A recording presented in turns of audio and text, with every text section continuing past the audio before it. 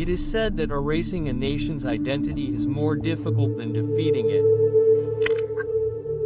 And if we look back into history, perhaps there has been no nation whose land, language, and lives have been wiped out as severely as the Kurds. The Kurds are a community that has lived in the soul of the Middle East for thousands of years. They have their own language and culture, but sadly, they have no country of their own. Today, on the world map, you'll find Iraq, Syria, Iran, and Turkey, but nowhere among them will you find the name Kurdistan, the dream of which millions still carry in their hearts. These are none other than the same Kurdish people who have endured oppression for centuries and are still fighting for their survival and freedom. After World War I, when the Ottoman Empire collapsed, the British and French drew lines on the map of the Middle East that plunged the entire Middle East into a war that remains unconquered. During this time, an entire nation was wiped out by political deals and oil interests. The promise of a separate nation to the Kurds was never fulfilled due to personal interests. Their land was taken away, their culture was wiped out. Their language was banned, and they faced numerous horrific attacks that claimed the lives of millions of Kurds. They fought for their identity as soldiers, sometimes lived as rebels, and sometimes were forced to die as refugees. So let's learn the full story of this forgotten nation, Kurdistan. How did they become a minority in their own land in the Middle East? And why does a separate nation, Kurdistan, remain a distant dream for them today?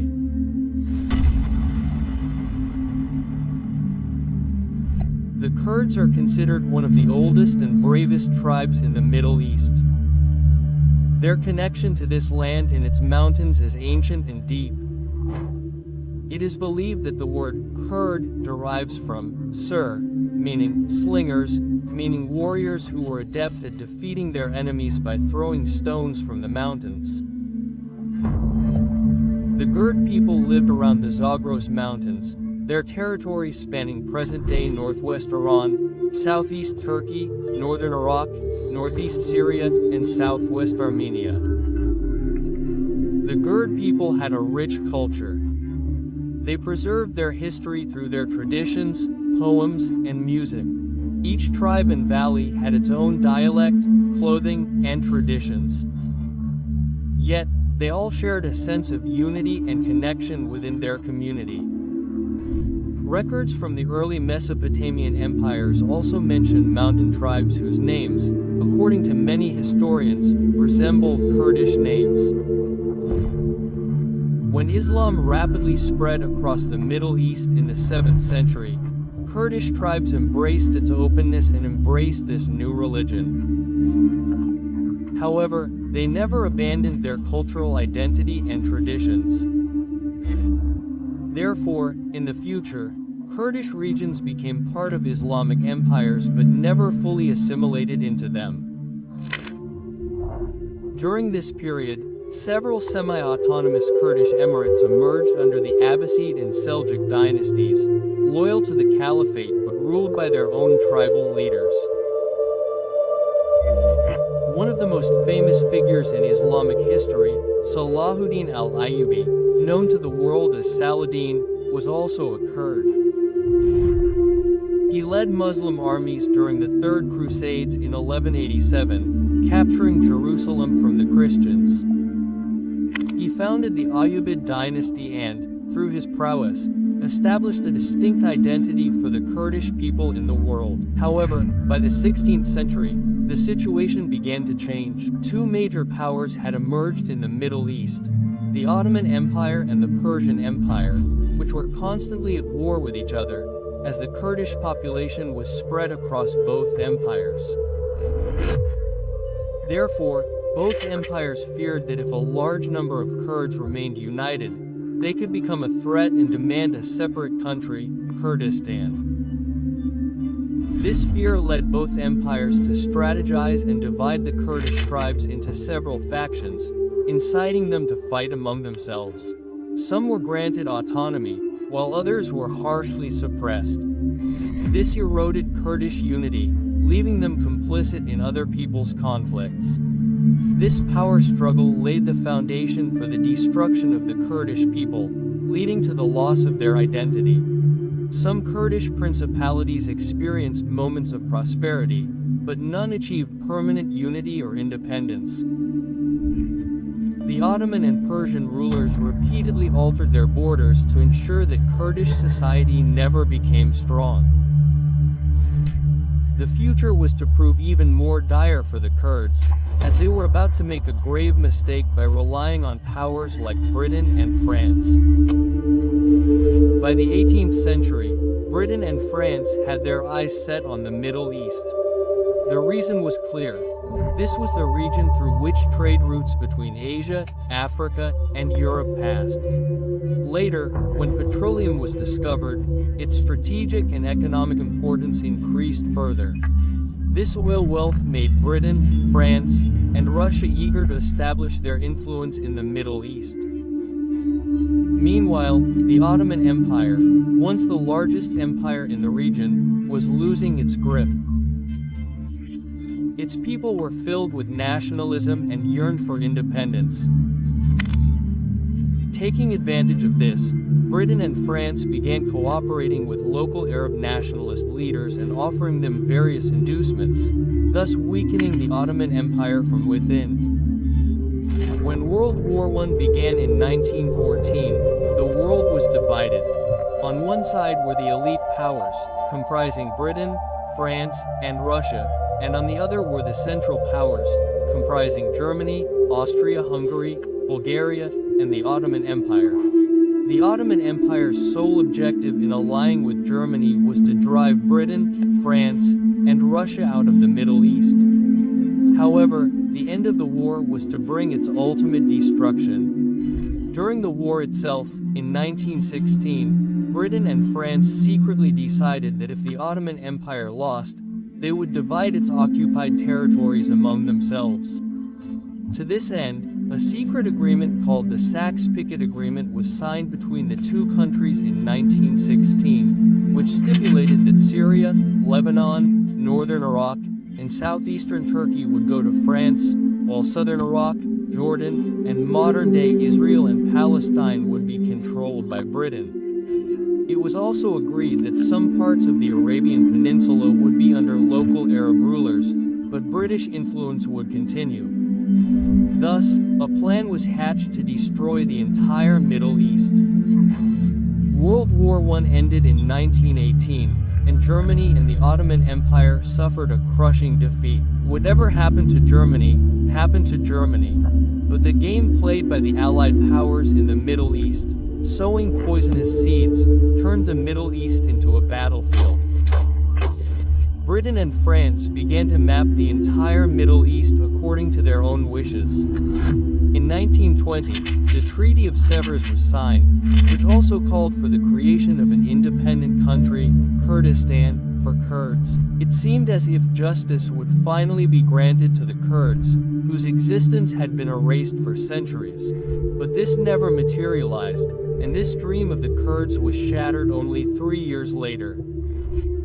What actually happened was that Mustafa Kemal Ataturk and his supporters launched the Turkish national movement in protest against foreign occupation in eastern Anatolia. This movement grew so rapidly that the British were forced to cancel the Treaty of Sèvres. Subsequently, in 1923, a new treaty, the Treaty of Lausanne, was signed, which made no mention of granting independence to the Kurds. Contrary to expectations, this new treaty divided the Kurdish regions among 4 countries: Turkey, Iraq, Iran, and Syria. This single decision shattered the entire Kurdish community. People who spoke the same language and shared a common culture were now divided under 4 different flags. Their mutual cohesion was shattered. Britain and France, obsessed with oil and regional influence, determined that Kurdish independence was an obstacle to their interests. Britain wanted Mosul's oil reserves, while France wanted complete control of Syria. Consequently, the map of the Middle East was drawn not based on history but on oil pipelines and power politics. Consequently, after the Treaty of Lausanne, Kurdistan disappeared from official maps. Even the word Kurdistan was erased from many documents. Millions of Kurds became a minority overnight, alienated in their own land. This was not just a political betrayal but also a historical injustice. The Western powers, who had preached the virtues of self-determination to the world, now quietly agreed to trample the rights of the Kurdish people. The promises of the Treaty of Severance were now mere whispers of non-existent nations. The plot to destroy the Kurds was hatched not on battlefields but in conference rooms. Colonial interests accomplished what centuries of invasions had failed to. Amidst the greed and political machinations of the major powers, the plight of the Kurdish people became 1,000,000 times worse than before. This happened because none of the four countries among which the Kurdish lands were divided, Turkey, Iraq, Iran, and Syria, acknowledged the Kurds as their own. Instead, all four were hell-bent on erasing their identity. In Turkey, the Kurds were insulted by being called Mountain Turks. Furthermore, President Mustafa Kemal Ataturk imposed restrictions on the Kurdish language, music, and even the use of Kurdish words. Many Kurdish chieftains strongly opposed this decision, considering it an attack on their identity and traditions.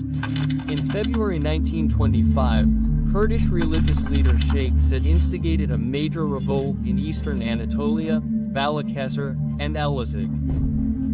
However, to suppress this revolt, Mustafa Kemal declared it treason and passed an emergency law called the Law on the Maintenance of Order. This gave the Turkish army unlimited power to suppress the Kurdish rebellion. In eastern Anatolia, Balıkesir, Elazig, and surrounding areas, people were arrested and imprisoned on a large scale, and Kurdish villages were burned. Sheikh Said was also captured and hanged.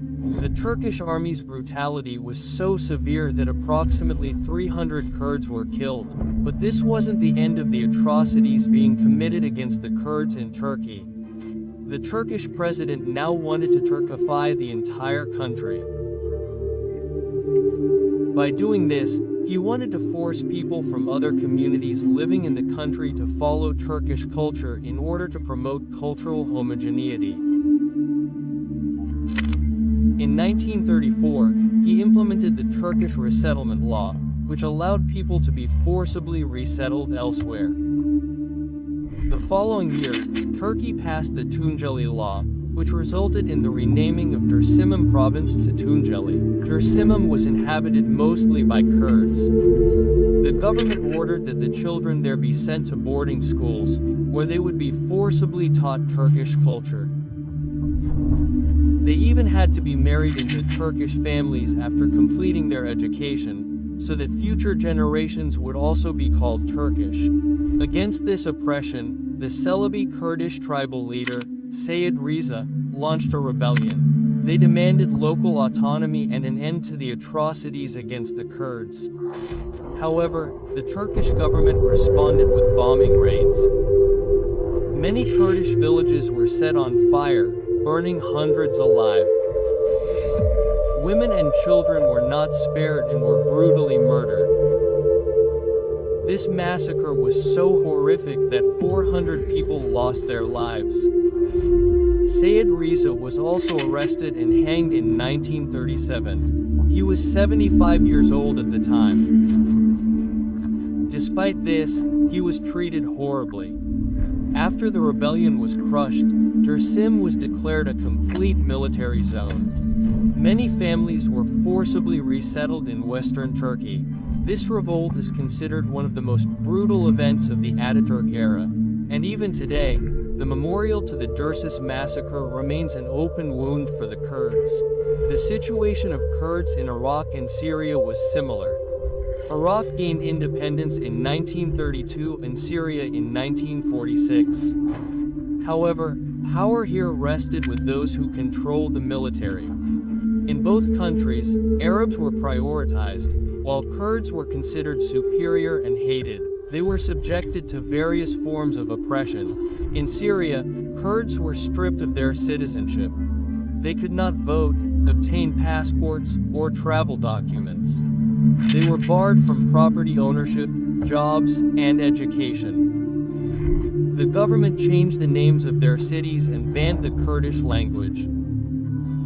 The same story played out in Iraq. After the British left, Iraqi governments launched numerous military operations to suppress the Kurdish rebellion. The most horrific period for the Kurdish people in Iraq came under Saddam Hussein's rule, when he launched the Anfal campaign. Under this, thousands of Kurdish villages were wiped out, and the city of Halabja was attacked with chemical weapons, killing over 5,000 people on the spot. This was a genocide that went largely unnoticed by the world. Then, in Iran, the situation for the Kurds was initially somewhat better. In 1946, with the support of the Soviet Union, the Kurds established the Republic of Mahabad in Iran. This was the first Kurdish state in modern history. However, this joy for the Kurds lasted only a year. When the Soviets withdrew under pressure from the United States and Britain, the Shah of Iran's army destroyed the Republic of Mahabad. However, at the same time, the Kurdish Democratic Party of Iran, KDPI, was established, which continued to struggle against the Iranian government for decades to come. After the 1979 Iranian Revolution, Iranian Kurds demanded autonomy. But they faced a military crackdown and Khomeini's fatwa, which declared jihad against them. For decades, the Iranian government has pursued a policy of suppressing Kurdish demands, and Iran still considers this a threat to its territorial integrity. Kurds also fought for their rights in Turkey. In the 1960s, Kurds began openly participating in leftist politics and joined social and economic justice movements alongside non-Kurdish citizens. This led to the establishment of the Kurdistan Workers' Party, PKK, in 1978 under the leadership of Abdullah Öcalan. The PKK began as a Marxist organization whose goal was to establish an independent Kurdistan in southeast Turkey. Initially, the Turkish government ignored them. However, the PKK gradually began conducting guerrilla operations, attacking Turkish military bases, and strongly advocating for Kurdish independence. To halt their growing campaign, the Turkish government declared the PKK a terrorist organization and launched a major crackdown.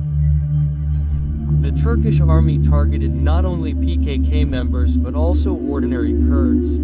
This crackdown resulted in the deaths of approximately 400 people and the destruction of hundreds of villages. Following this, Abdullah Öcalan fled to Syria, where he was sheltered by then-President Hafez al-Assad.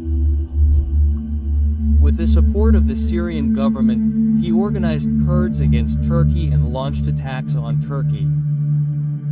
The Kurdish organizations active in Syria today are the same ones Abdullah Öcalan once trained. The biggest conflict over Kurdistan is being waged by the PYD and YPG, located on the Syrian-Turkish border, whose roots are linked to Abdullah Öcalan's PKK. It was astonishing that Syria, which previously refused to grant citizenship to its own Kurds, was not even granting citizenship to its own Kurds. It was supporting Kurdish leaders in Turkey by sheltering them for its own interests. This wasn't just a Syrian story. This hypocrisy persisted throughout the Middle East. Iraq, Iran, and Syria, all three countries, used the Kurdish cause as political weapons. Whenever there was a conflict with a neighboring country, they provided funds, weapons, and shelter to the Kurds there. However, in their own countries, they considered the Kurds a threat and crushed them. While the Kurds in Syria, Iran, and Turkey struggled to assert their independence, The situation began to change after Saddam Hussein's rule ended in Iraq in 2003. The Kurds emerged stronger there and established a semi-autonomous government, the Kurdistan Regional Government, KRG. This was a rare success for the Kurdish people, who had endured years of constant deception and oppression. Even today, the Kurdistan region enjoys autonomy in Iraq. It is recognized in the Iraqi constitution. A few years later, in 2011, when the Syrian civil war began, the situation for the Kurds began to change. Initially, the Kurds attempted to remain neutral. However, as the conflict between the Syrian army and rebel groups escalated, they took up arms to protect and secure autonomy for their territories. After 2012, the Kurds established an autonomous administration in northern Syria called Rojava. This area was divided into three main cantons, Afrin, Kobani, and Jazeera, and adopted a democratic and secular model. When terrorist organizations like ISIS increased their attacks on Kurdish areas during the Syrian civil war, they established armed forces such as the People's Protection Units, YPG, and the People's Protection Units, YPJ. These forces fought fiercely against ISIS in areas like Kobani, Raqqa, and Hasaka. The YPG also received military and air support from the United States. The result was that the Kurds almost completely drove ISIS out of northern Syria. However, this victory cost them thousands of their own people. The Kurds still administer several territories in northeast Syria and have autonomy. Turkey was alarmed by the Kurdish rise in Syria. It feared that if the Kurds continued to gain strength in Syria, they might be inspired by them and launch a major struggle for their independence. Fearing this, in 2018, Turkey launched massive airstrikes on the town of Afrin in northern Syria, which was under Kurdish control. This sudden attack killed thousands and forced tens of thousands of Kurds to flee their homes. Surprisingly, the United States, which had stood with the Kurds in the fight against ISIS, withdrew its support and withdrew its forces from northeast Syria only after ISIS's downfall. The Syrian Democratic Forces, SDF, comprised of Kurdish fighters, responded by claiming that the US had stabbed them in the back. The SDF further stated that Turkey's attack would permanently turn northern Syria into a war zone. Despite this, the US remained undeterred. This wasn't the first time the US had betrayed the Kurds. It had used them as pawns several times in the past. In the 1970s, when the US had considerable influence in Iran and was engaged in a conflict with Iraq, the US encouraged Iraqi Kurds to revolt against the Iraqi government, promising them weapons. However, as soon as the Shad al-Arab agreement was signed between Iraq and Iran, the US abandoned the Kurds. This gave the Iraqi army free rein, brutally crushing the Kurds and occupying their territory, resulting in the deaths of thousands. The US repeated this same tactic in the 1991 Gulf War. After the Gulf War ended, when the US withdrew Iraqi forces from Kuwait, it encouraged the Kurds to revolt against Saddam Hussein. Under US influence, the Kurds launched a major revolt and captured several Iraqi cities. However, when the Iraqi army launched a counterattack against the Kurds, the US turned a blind eye and allowed thousands of Kurds to be killed by the Iraqi army. It is a characteristic of US hypocrisy that it first exploits others for its own benefit and then, once its work is complete, abandons them to fend for themselves. Currently, Turkey is establishing a safe zone along the Syrian border, where it plans to settle approximately 1 million refugees coming to Turkey from Syria. This area will be 30 kilometers wide and 480 kilometers long along the Syrian border. However, through this safe zone, it aims to keep a close watch on the Kurdish organizations active in Syria, and the US remains a silent supporter of this plan. Interestingly, Turkey has a very good relationship with the Iraqi Kurds. The Kurds have an autonomous region in Iraq with oil reserves and play a significant role in Iraqi industry. Turkey does business with them. This good relationship is also due to the fact that the Iraqi Kurds have never supported the Syrian and Turkish Kurds, as their ideology and politics have diverged significantly over time. Syrian and Turkish Kurds mostly adhere to a Marxist ideology, while the Iraqi Kurds are far from it. Although the Iraqi Kurds are in a good position, despite their best efforts, they have been unable to secure a separate country for themselves from Iraq. In 2017, a referendum was held for an independent Iraqi Kurdistan, in which 92% of Kurds voted in favor of a separate country. However, despite their strong position, the Iraqi government rejected it as unconstitutional. Thus, the dream of Kurdistan was shattered once again. The total number of Kurds is approximately 35 million. In addition to Syria, Iraq, Turkey, and Iran, Kurdish people also live in Armenia. Their population is significantly smaller there. However, they do not face as much oppression as in other countries, and they live peacefully in Western Armenia. Different Kurdish organizations in different countries are fighting for the creation of a Kurdistan. However, their demands, their leaders, and their paths differ. Lack of unity among Kurds, the indecisive attitude of Iraqi Kurds, and the self-interest of international powers have all contributed to the unfulfillment of their dream of a united Kurdistan. However, the Kurdish diaspora in Europe and America has produced numerous documentaries, music, and films to convey their cultural roots to new generations. Today, even though Kurdistan no longer exists as a country, it remains alive in the hearts of millions of Kurds. The fire of every neurosis, every song sung in Kermanji and Sorani, is a declaration that this struggle is not just for land, but for identity, dignity, and existence. And this is the greatest victory of the Kurdish people, that despite centuries of deception, exploitation, and erasure, they have kept their identity alive and continue to remind the world that there once was a place called Kurdistan. If this story of Kurds makes you think, you should definitely watch the story of Tibet, where the voice of another nation was gradually suppressed by the machinations of power and politics. You can find a